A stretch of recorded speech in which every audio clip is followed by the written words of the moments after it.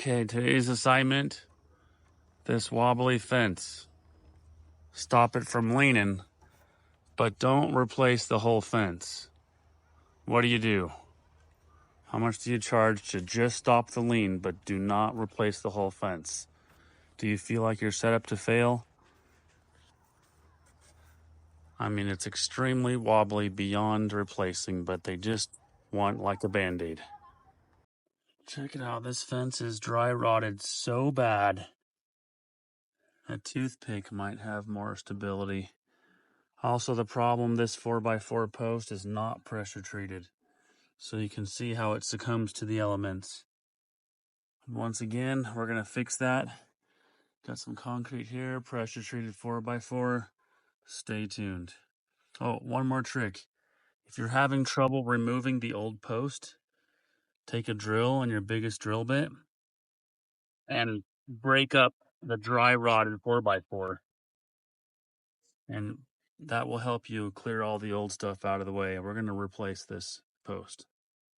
I got all these tools here, and I'm still not as far down as I want to be because this post is not pressure treated. It dry rotted right here, even though there's concrete right there. So there's concrete here, and there's all these roots here.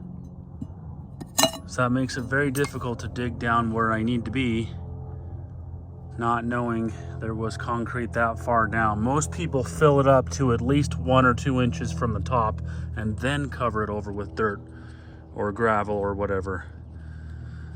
So yeah, very deceiving, and it's hard to know that in advance. It was definitely hidden. Dig a fenced post hole. Sure, it'll just take 1 hour.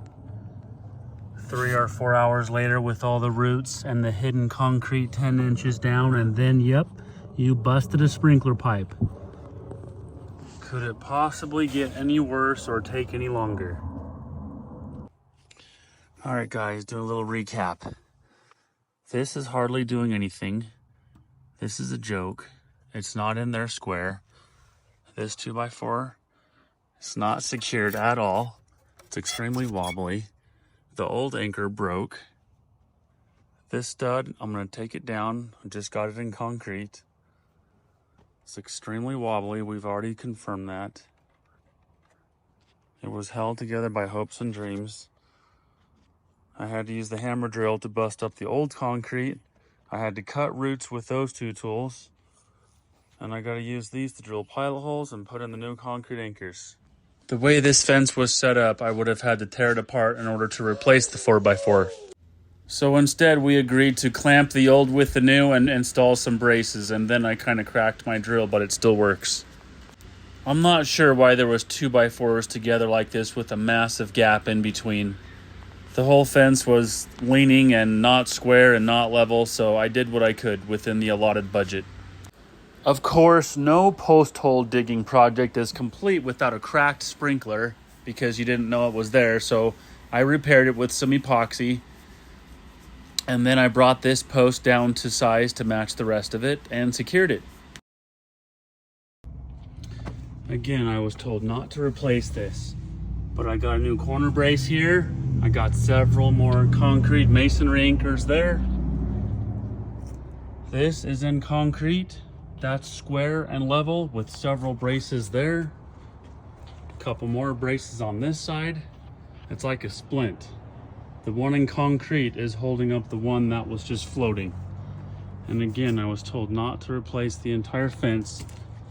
Just like a Band-Aid. It's much, much better. Now, obviously this is temporary as a brace to reinforce the damaged posts. I did highly recommend replacing the entire fence, but of course we have a budget to work with. Okay, let's go.